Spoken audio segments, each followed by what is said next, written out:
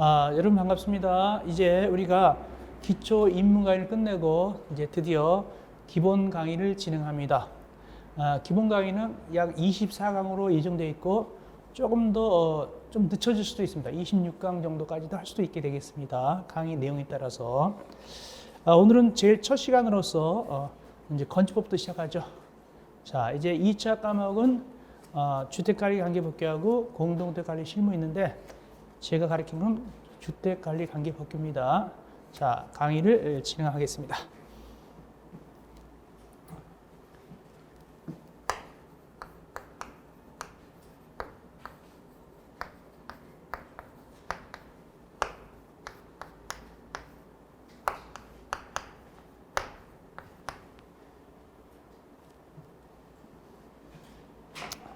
자, 제1편, 그 다음에 건축법입니다. 제1장 앞부분이죠.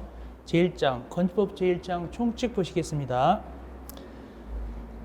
건축법은 7문제 정도가 나오고 있죠. 7문제 정도가 나오고 있고, 그 다음에 그 중에서 3문제 정도가 주관식 단답형, 4문제가 객관식 나오게 되겠습니다. 2021년도는 비교적 쉽게 나왔습니다. 한 문제 빼놓고는 비교적 쉽게 나왔고, 그러나 대부분은 이 건축법이 좀 어려운 편입니다. 약간 깐깐한 편입니다. 2021년도만 좀 쉽게 나왔고, 그 대신 다른 해는 좀 깐깐하게 나왔다. 어디에서 주로 나오냐? 골고루 나옵니다. 여기는 골고루 앞에서부터 뒤까지 골고루 시험지를 냅니다. 물론 용어 정의도 나오게 되는데, 용어 정의 나오는데 2021년도는 용어 정의가 안 나왔어요. 그거 살짝 피해갔습니다. 근데 보통은 나옵니다. 보통은 용어 정의가 나오게 되겠습니다. 자, 제1장 총칙 01 목적 봅시다. 목적은 이 건축법을 만든 목적이 뭐냐 하는 것이죠. 거기 보면은 건축물의 대지, 구조, 설비 기준 및 용도 등을 정해가지고 건축물의 안정, 기능, 환경 및 미관을 향상시킴으로써 공공복리 증진에 이바지한다. 여기 공공복리라는 것은 공익을 위한 것인데 어떤 방법으로 공익을 위한 것이냐? 적극적인 방법으로. 그러니까 이 건축이라는 것은 소극적 행위냐 적극적 행위냐, 일종의 창조 행위죠. 적극적 행위입니다. 적극적 행위를 함으로써 공공복리 증진합니다. 반면에 질서 유지라는 게 있습니다. 질서 유지. 질서 유지함으로써 공공의 이익을 도모하는 게 있습니다. 보통 어떤 경우냐면 경찰 행정. 대모험 막죠. 그렇게 하면서 공공의 이익을 도모하죠. 이거는 질서 유지. 이건 적극적이 아니라 소극적인 방법으로 못하게 막음으로써 이익을 도모하는 것이고, 건축법은 적극적으로 창조행위를 통해서 건축함으로써 공공의 이익을 도모한단 말이에요. 그런 의미에서 공공복리 증진이다라고 표현합니다. 2번 02 용어정의. 용어정의 거의 해마다 한두 문제 꼭 나오는데 2021년도만 안 나왔습니다. 거의 나옵니다. 근데 2021년도만 안 나왔는데 그래도 항상 나온다 보면 됩니다. 2021년도에 감정평가사에도 나왔고 등등 나오게 됩니다. 자, 나온다 보고 용어 들어갑니다. 먼저 거실.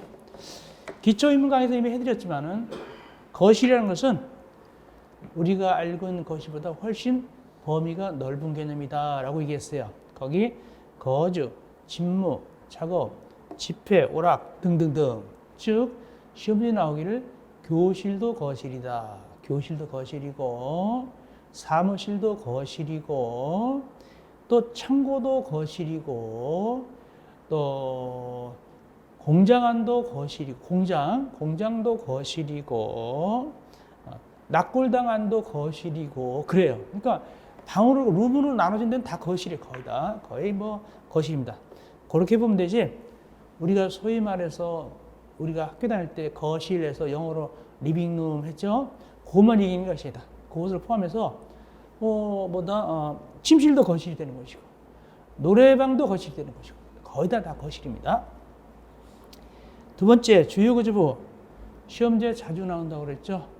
주요구조는 6개가 있는데 6개 외울 때 어떻게 외운다라고 우리 이미 기초 입문에서 얘기했냐면 이렇게 외운다고 그랬어요. 순서는 상관없이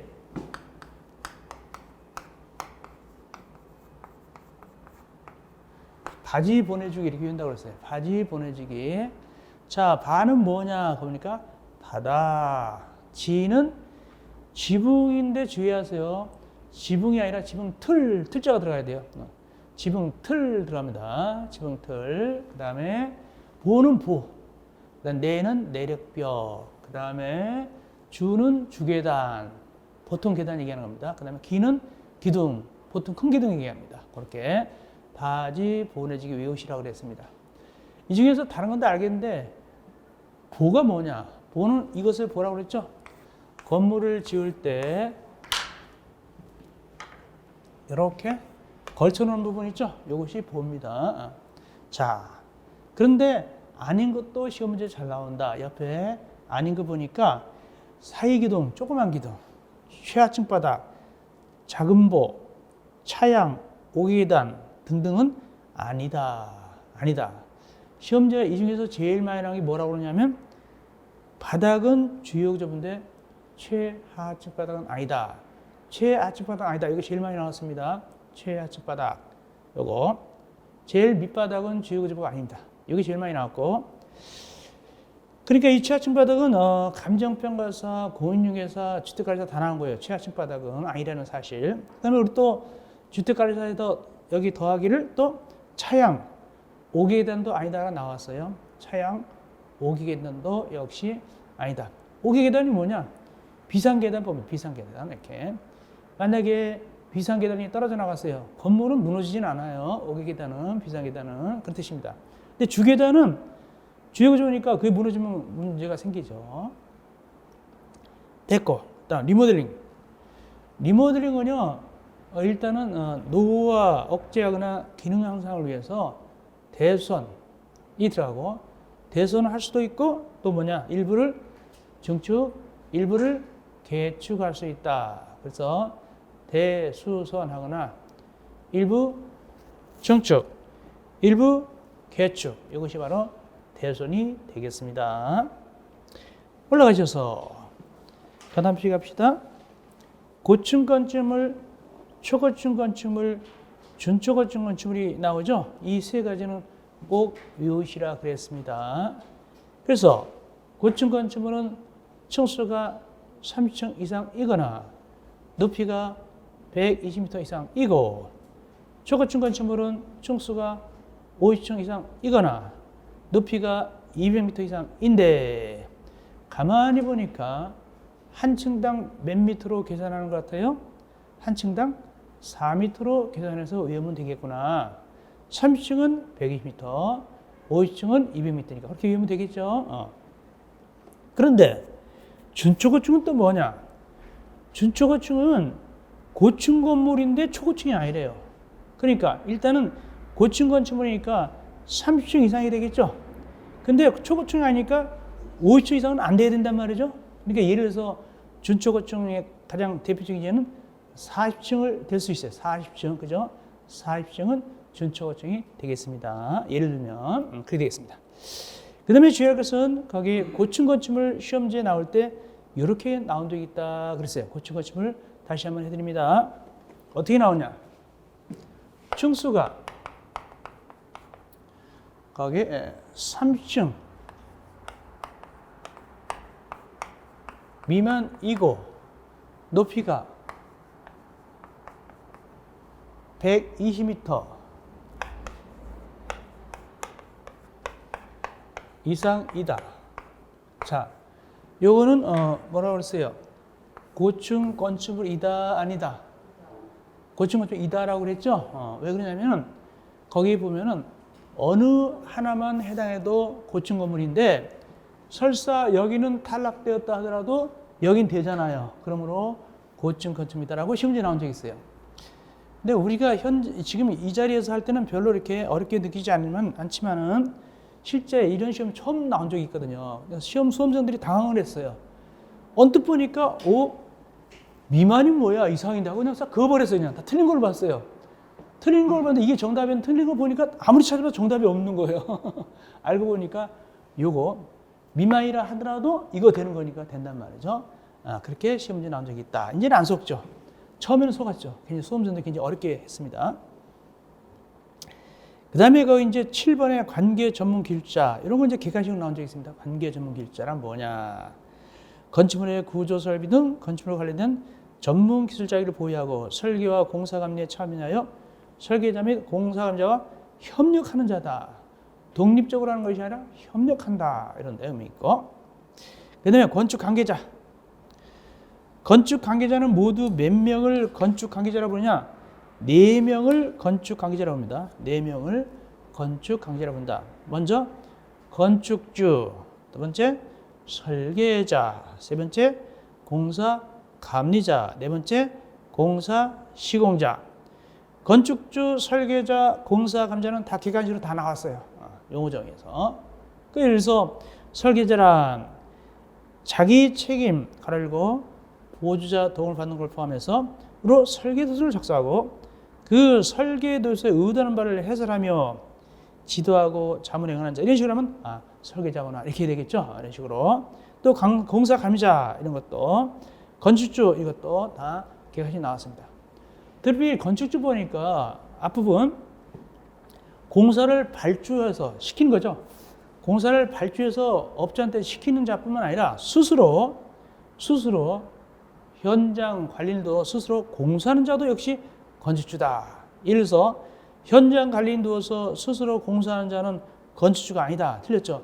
스스로 공사하는 자도 건축주입니다. 현장 관리인 두어가지고 그렇게 어쨌든 이 네 가지를 건축 관계자라 부른다. 아시면 되겠네요. 넘어갑시다. 그 다음 페이지. 설계도서, 설계도 같은 거 얘기했죠.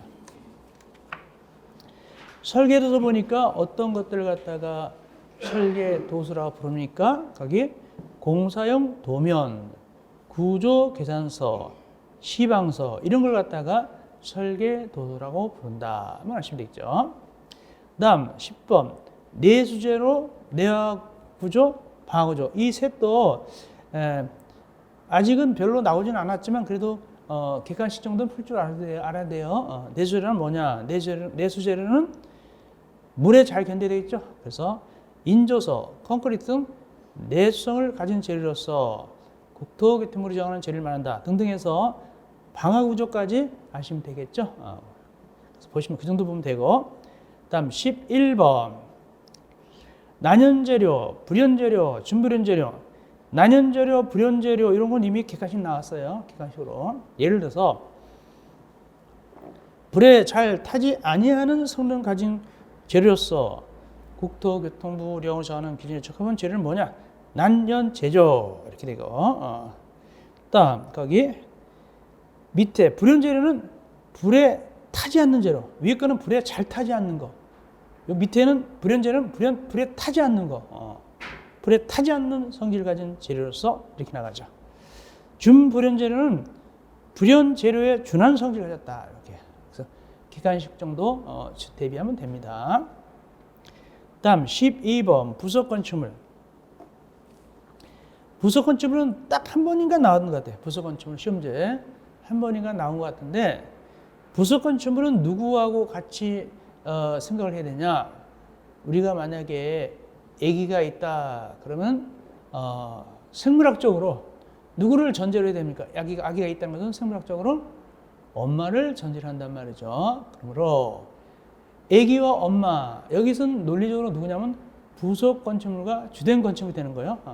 부속 건축물하고 주된 건축물 있는데 일단은 부속 건축물도 주된 건축물도 다 물건이기 때문에 분리가 돼야 돼요. 분리가 그 부속 건축물이 주된 건물의 일부분이 아니라 분리가 돼야 돼.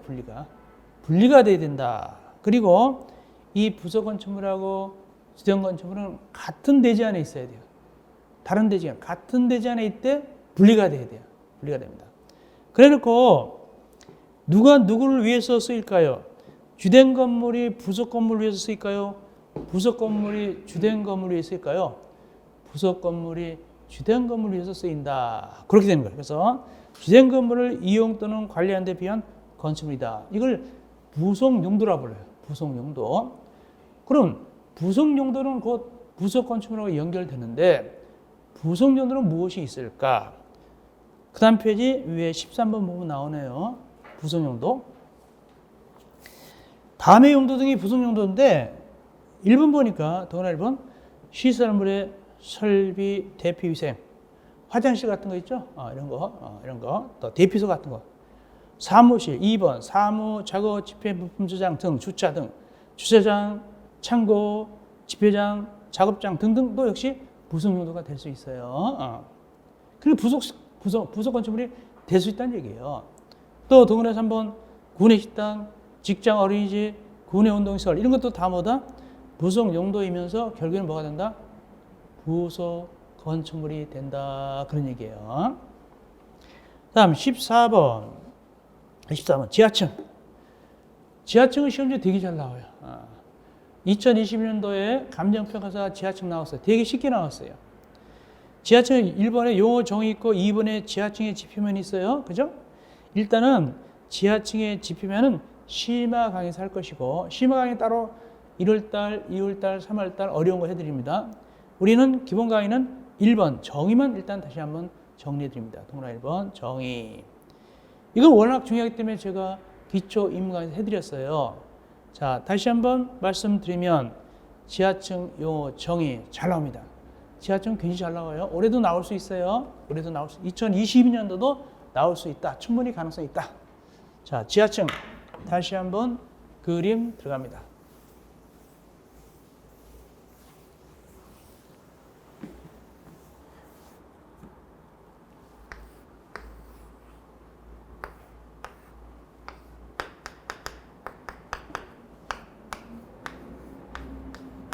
네, 이건 지표면입니다. 지표면, 그죠? 지표면이고 이럴 때 요거의 지하층이냐 아니냐는 여기서 여기까지 이 바닥에서 지표면까지 거리가 당해층 높이의 2분의 1 이상이 잠겨 있으면 이 부분이 여기에 반 이상이 잠겨 있으면 지하층이에요.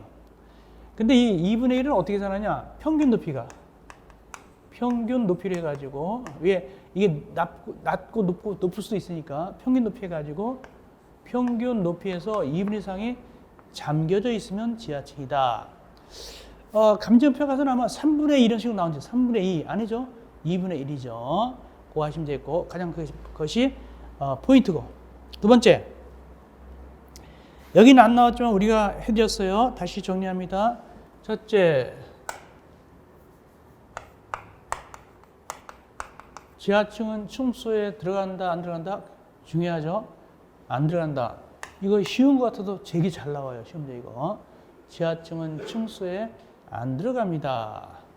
두 번째, 지하층은 연면적에 포함될까요? 포함 안 될까요? 지하층은 연면적에 포함된다 안 된다? 헷갈린다고 해서 제가 분명히 헷갈릴 거라고 그랬어요. 헷갈릴 거라고 그랬어요. 그럼 연면적이 뭐냐? 다 말씀드리는데 또다시 얘기합니다. 연면적이 뭐냐면 건물 이거 바닥면적 다 합친 거예요. 이거 다 합친 것들이 연면적이에요. 그죠? 여기는 연면적이 두 개잖아요. 바닥면적 두 개. 합친 연면적인데 이 연면적 계산할 때 이것도 들어가냐? 이 지하층 바닥면적도 연면적으로 플러스 할 것인가 아니면 뺄 것인가 같은 얘기입니다. 들어간다 뺀다. 우리가 다시 그 인터넷 강의했던 거 다시 한번 이렇게 다시 돌려보면은 들어간다고 돼 있을 거예요. 그때 들어간다고 돼 있어요. 그래서 이거 중에 헷갈려, 이거 시험제 굉장히 헷갈려, 이거요. 그러니까 제가 일부 또 강조하는 거예요. 시험제 잘 나옵니다. 포함합니다. 그런데 이렇게 나가죠. 그런데 3번. 그러니까 만약 여기가 100제곱미터다 그러면은 이 건축물의 연면적은 얼마일까요? 100일까요? 200일까요? 200이다 라고 얘기했죠. 그죠? 200이죠? 200이요. 그런 뜻입니다. 그런데 여기서 이제 반전이 나죠. 기승전결, 여기서 반전이 나옵니다. 반전. 용적률 계산할 때 이렇게 나오죠. 용적률 공식 뭐라고 그랬죠? 대지 면적에 대한 무슨 비율? 연면적의 비율이다. 그래서 보통 우리가 수학적으로 용적률은 단위가 미터 그래요? 퍼센트 그래요. 퍼센트 그러죠? 그렇다면 몇을 곱했다 안 보이지만 100을 곱해야 되겠죠? 그래가지고 퍼센트로 얘기하죠. 이때 여기 연면적, 여기 연면적은 지하층 면적 들어간다 안 들어간다?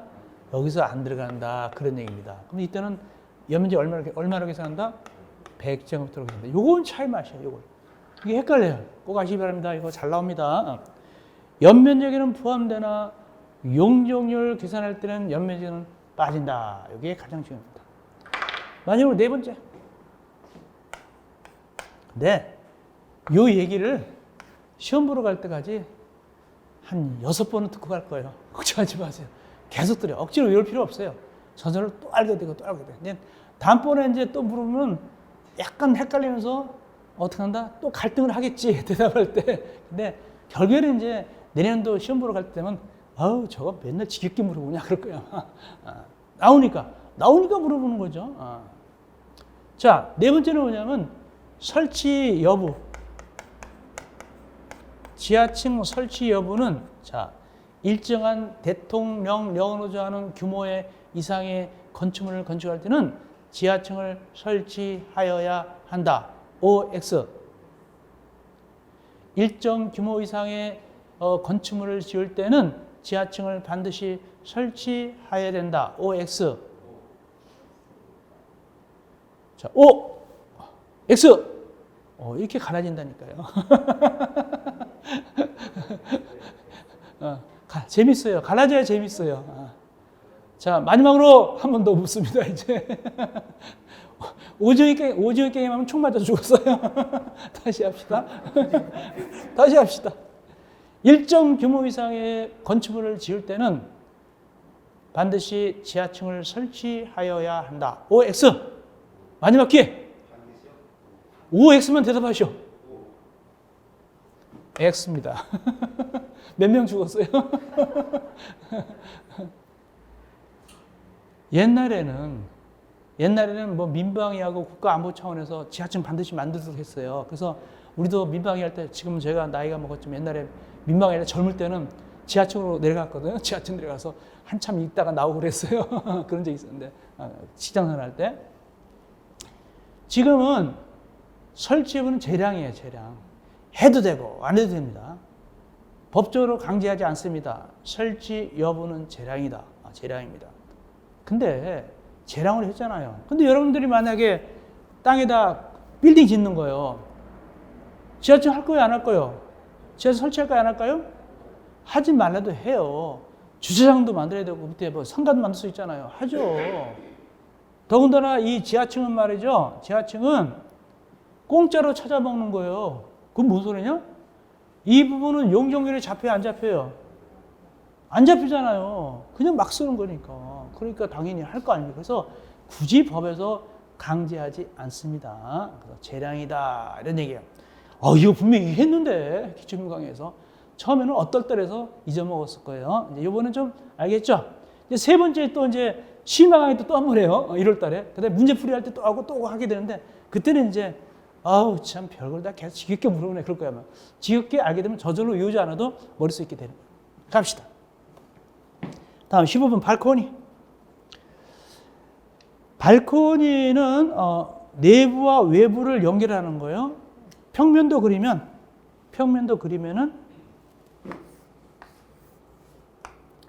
이 건물 내부에요. 여기 말해서 401호다. 그러면 401호 건물 내부가 있고 그다음에 여기다 달아지는 거예요. 여기. 달아낸 것이 바로 뭐다? 발코니예요. 그래서 건물 안과 바깥의 연결 부위가 뭐다? 여기 발코니란 말이죠. 위에서 내려봤을 때. 보통 여기다 빨래도 널고 뭐 이렇게 하잖아요. 그죠? 이렇게 하죠. 또 화분 같은 거 놓는 경우도 있고 이게 발코니인데 그걸 어떻게 표현했느냐 봅시다. 건축물의 내부와 외부를 연결하는 완충 공간으로서 전망이나 휴식 등의 목적으로 건축물 외벽에 접하여 부가적으로 설치되는 공간을 말한다. 근데 거기 보면 기출문제인데 20회, 23회 되어 있죠? 23회는 재작년이에요. 2020년도에요. 20회, 그제 나왔죠? 이거 똑같이 둘 다 뭐가 나왔냐? 중하신 나왔어요. 설마 똑같은 걸 중하신 낼지 몰랐어요. 첫 번째 20회 때 나올 때 발코니 적었거든요. 그 대신 이제 제가 소개는 했어요.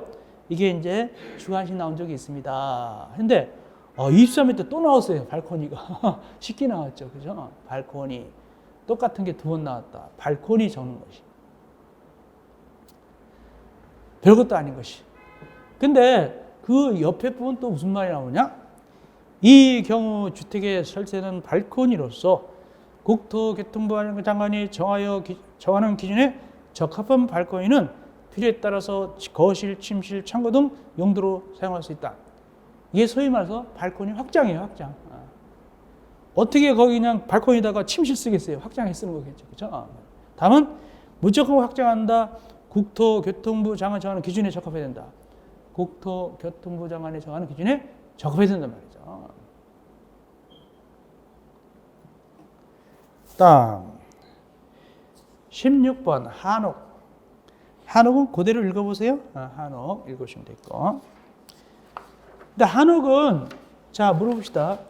한옥은 건축법상 건축물이다 아니다. 대원칙 물어보는 거예요. 한옥은 건축법상 건축물이다 아니다. 그것도 한번 여쭤봅시다. 한옥은 건축법상 건축물이다 아니다.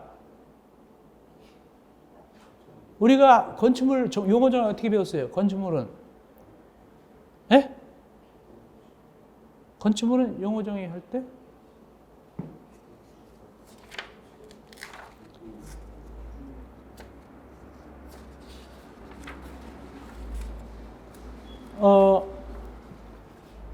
건축물은 나중에 배우겠지만 이렇게 지붕이나 기둥이 있어도 건축물이고 지붕하고 벽이 있어도 건축물이잖아요. 그죠? 그런데 한옥은 이렇게 생겼어요? 안 생겼어요? 이렇게 생겼잖아요. 그럼 건축물이에요. 아시겠어요? 한옥은 건축물입니다. 그러니까 지을 때 무슨 법에 의해서 지은다고요? 건축법에 의해서 짓긴 짓는데 이렇게 나가는 거예요. 건축법에 의해서 짓긴 짓는데 특례가 많아요. 봐주는 게 많아요. 특례가 많은 것 뿐이에요. 그래서 예를 들어서 한옥마을을 지었다. 자, 한옥마을이다. 새로 한옥마을을 갖다가 조성했다. 뭐 차이나타운 하듯이 코리안타운을 조성했다. 관광객을 위해서. 그때 한옥을 지을 때 여기 한옥하고 이렇게 한옥 이렇게 한옥 해가지고 도로 넓게 해놓고 여기 한옥 이렇게 한옥. 이거 멋이 있어요 없어요? 이거 멋이 없잖아. 이게 뭔 멋이 있어요? 한옥은 어떤 멋이 있어야 된다? 이 도로도 어떻게 한다? 좁고 도로 좁아도 괜찮단 말이죠. 특례를 주는 거야. 도로도 좁고 이렇게 붙어 있잖아요. 이렇게 그죠?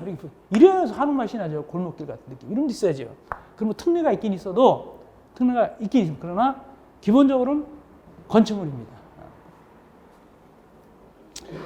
다음 17번 건축물의 유지관리. 우리가 몸매나 뭐 얼굴이나 뭐 이런 것도 유지관리하죠. 똑같아요. 그죠? 언제까지 유지관리한다? 건축물이 멸실될 때까지 관리하는 행위다. 그러니까 이제 얼마나 자기 몸을 유지관리에 따라서 나중에 이제 연세가 들면 나타나요. 젊을 때는 잘 몰라요. 젊을 때는 다 젊고 싱싱한데 나중에 이제 연세가 들게 되면 60, 70, 80 되면 그때부터 나타나요. 유지관리 얼마나 했냐에 따라서.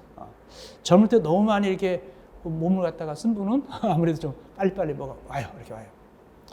자, 누가 유지관리합니까? 거기 보니까 소유자나 관리자가. 그죠? 소유자나 관리자가. 다음, 특별건축구역. 특별건축구역은 주관식으로 이미 나왔어요. 이렇게 했단 말이죠. 조화롭고 창의적인 건축물의 건축을 통하여 해놓고 끝에 특별히 지정하는 구역. 이게 뭐냐? 주관식. 특별건축구역 이미 주관식 나왔습니다. 그러면 특별건축구역은 뭐냐?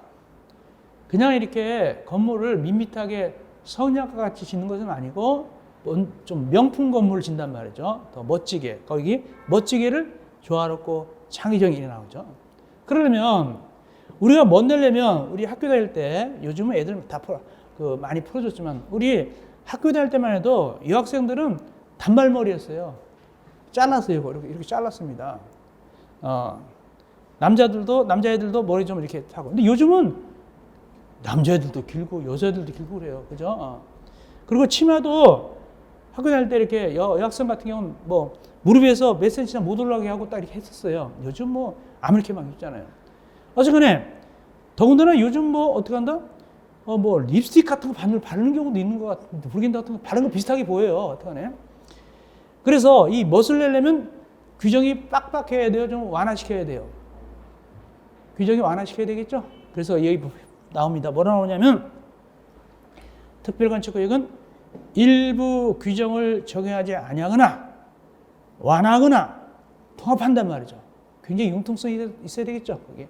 일부 규정을 적용하지 아니하거나 완화하는가 통합해서 하는 것이 바로 특별건축구역 주관식 나왔고, 특별건축은 또다시 풀어가지고 뒤에서 또 나옵니다. 뒤에 제일 뒤에서 특별건축구역 나중에 또 뒤에서 공부 또 하게 됩니다. 풀어가지고.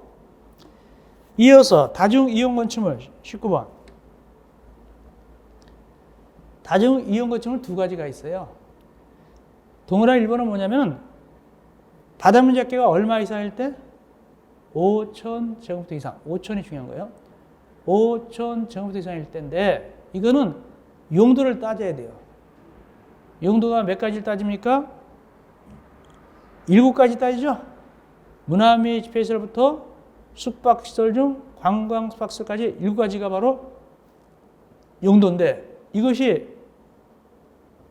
바닷물 잡기가 얼마 이상일 때? 5,000 제곱미터 이상일 때 다중이용건축물이 되는 거예요. 근데 동그라미 2번 몇 층 이상입니까? 16층 이상은 묻지도 따지지도 않고 용도나 면적 따지도 않고 너 16층이냐? 17층이냐? 넌 다중이야. 이렇게 되는 거예요.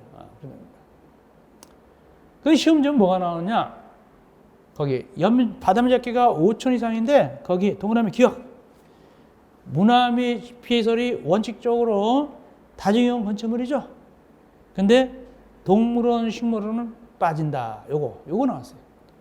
동물원, 식물원은 설사 바닷물 잡기가 5천 이상이라 하더라도 다중이용 건축물이 된다, 안 된다? 안 된다. 그래도 한번 높아지 물어봅니다. 높아지면서 물어봅니다. 동물원, 식물원은 용도가 문화 및 집회시설일까요? 아닐까요? 확실하게 짚어버립시다. 동물원, 식물원은 용도가 29가지 용도가 있어요. 29가지 용도가 있는데 그 중에 문화 및 집회시설에 들어갈까요? 안 들어갈까요?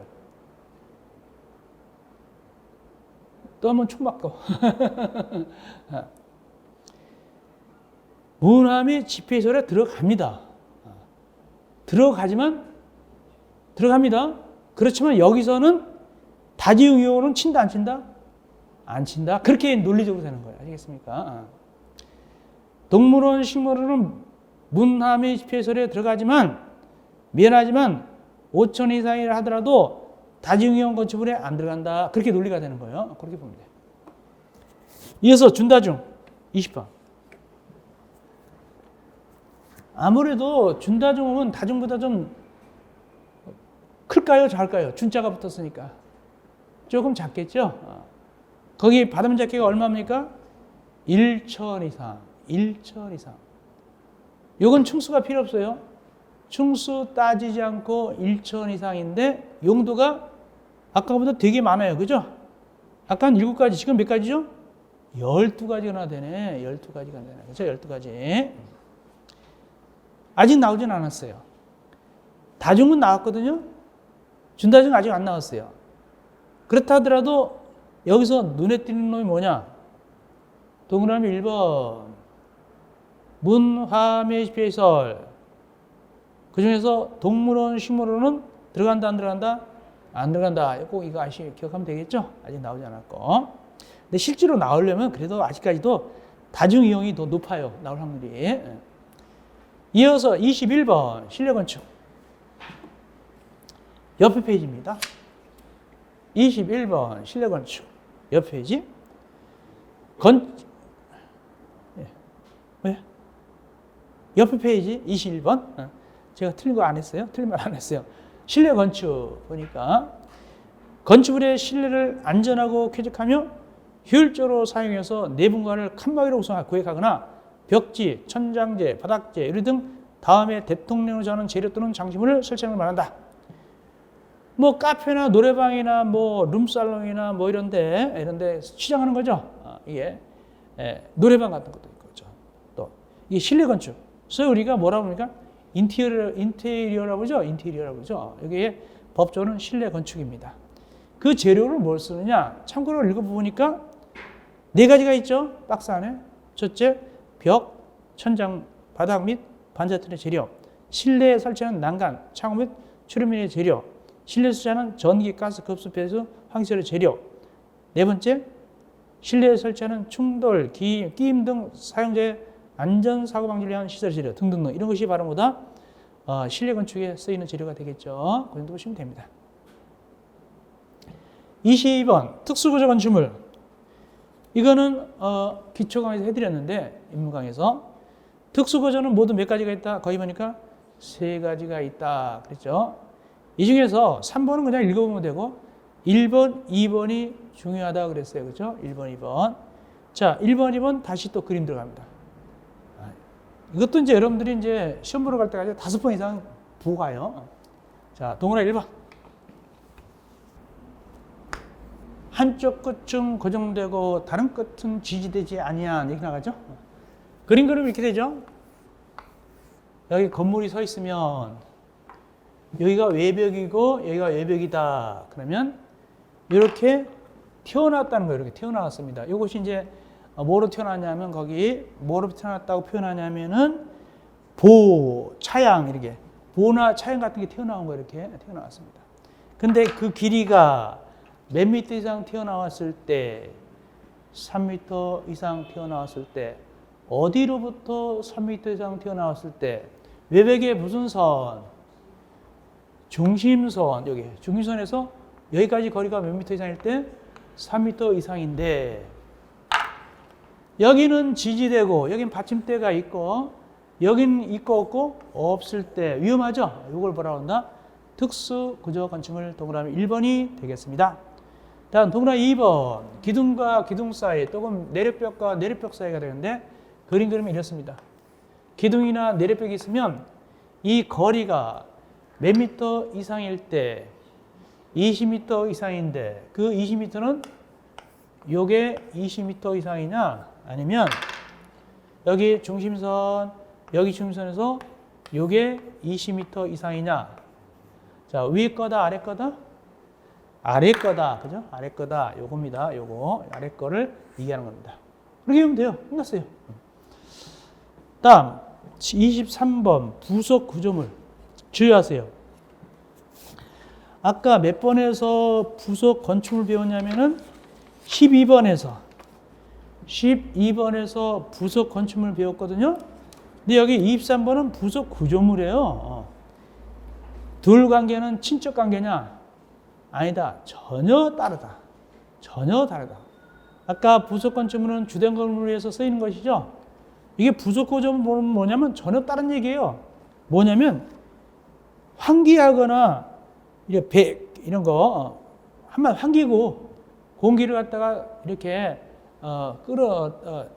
흡입하거나 뱉는 거, 급기나 배기, 즉 건축물의 안정기능 환경 등을 향상시키기 위해서 건물에 추가 설치하는 환기시설, 추가적으로 건물 이렇게 하잖아요. 이렇게 이렇게 양철 같은 걸로 이렇게 해가지고 하는 거, 이런 거.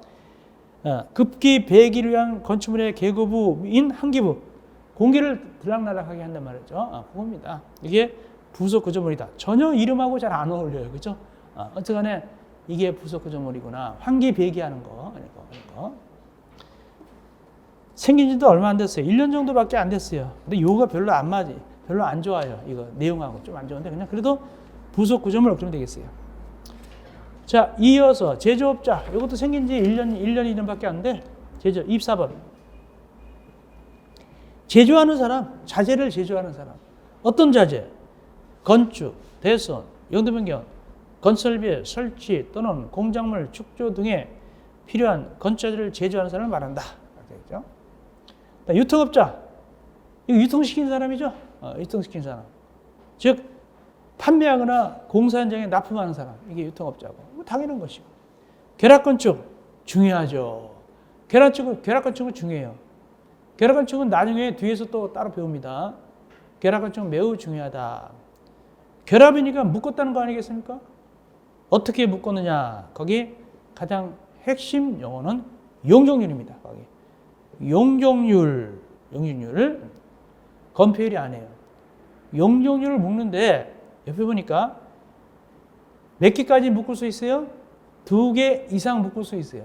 2개 이상 묶어가지고 용적률을 통합해서 한다. 총량제로. 통합해서 하는 겁니다. 자, 그걸 다시 한번 기초 입문강에서 했지만 다시 한번 그림 그리면 이런 겁니다.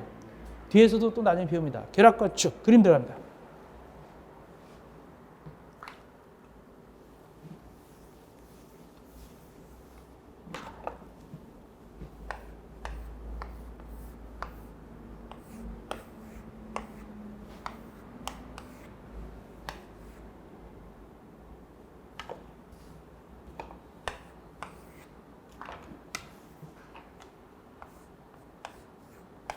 자, 여기가 메인입니다. 우리의 관심되는 땅입니다. 이게.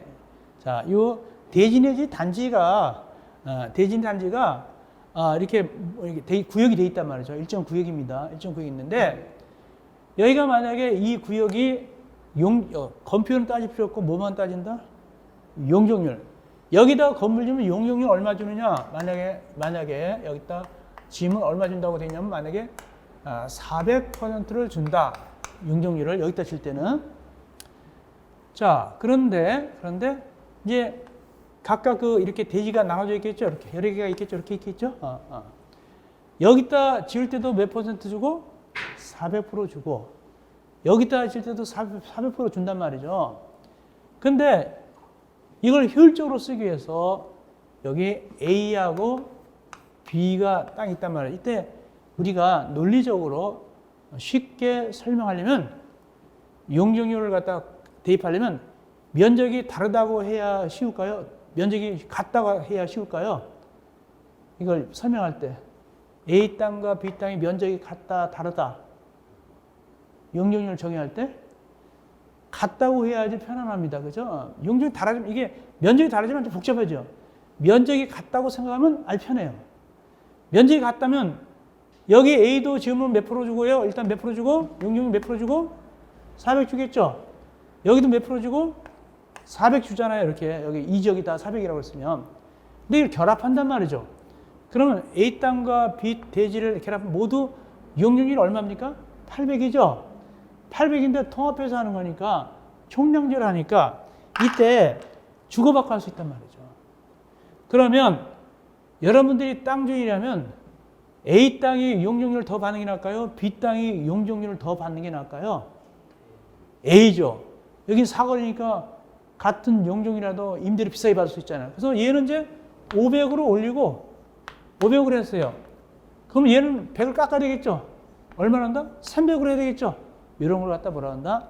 결합 건축이라 부른다. 새로 생겼는데 한 2년 정도 전에 생겼어요. 굉장히 좋은 제도 같아요. 이거. 여기 시험지에 나오는데 이미 중한식 결합 건축 나왔어요. 그리고 핵심은 뭐라고요? 용적률이에요.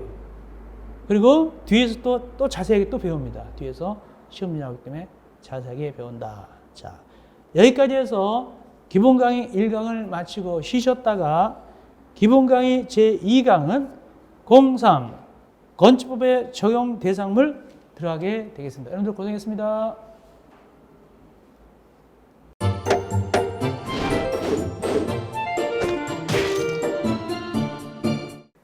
안녕하세요. 주택관리자 관리 실무를 담당하는 김혁입니다. 주택관리자 공부를 하다 보면 방대한 양의 자료를 봐야 합니다. 하지만 그것을 일일이 다 출력을 하거나 보관을 하는 데는 불편함이 있습니다.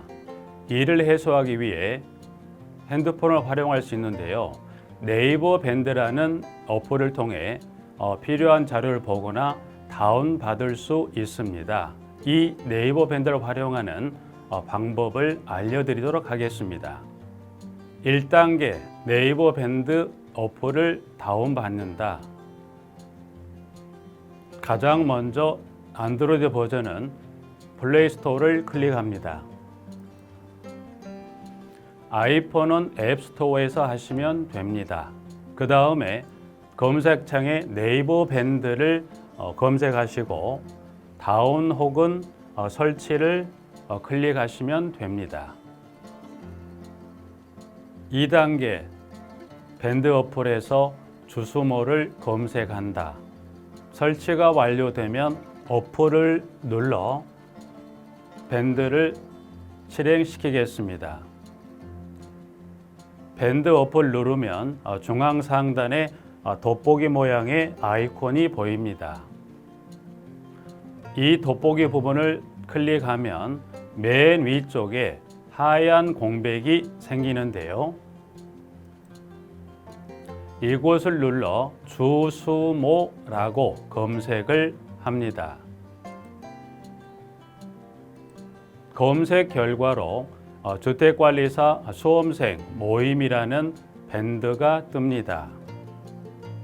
검은색 바탕에 흰 글자의 밴드입니다.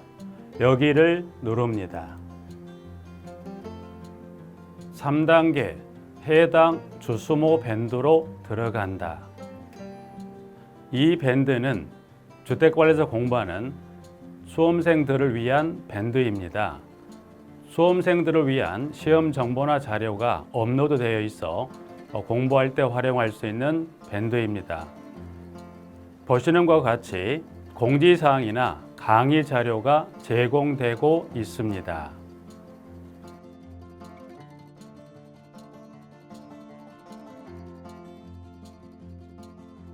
4단계 또 다른 꿀팁 모바일 일일 학습. 이제 핸드폰으로 짬 시간을 활용하여 공부하는 학습법을 알려드리겠습니다. 자료 페이지에서 뒤로 가기를 누르면 처음 봤던 페이지가 뜹니다. 여기서 내려가 보세요. 모바일 일일 학습이란 코너가 보입니다. 이 부분을 누르면 교수님들이 매일 업데이트하고 있는 강의 자료들이 보입니다. 핵심 부분이라고 할 수 있는 문제들이 나열되어 있고요. 더 아래로 내려가면 정답과 해설 부분이 있습니다. 맨 아랫부분을 보시면 이렇게 댓글 쓰기도 남길 수 있고요. 스마일 부분을 눌러 좋아요 표시할 수도 있습니다. 짬을 내어 스스로 학습한 뒤 모르는 부분을 질문할 수도 있고 하루 동안 공부했던 것을 정리하거나 공부한 소감을 적으실 수 있습니다. 지금까지의 과정과 같이 주수모 밴드에 가입 시 매월, 매주, 매일 업데이트되는 다양한 양질의 자료들을 접하실 수 있습니다. 꼭 가입하시어 좋은 자료 많이 받으시고 여러분이 합격하시기를 진심으로 기원하겠습니다. 공동주택 관리실무 김혁 교수였습니다. 감사합니다.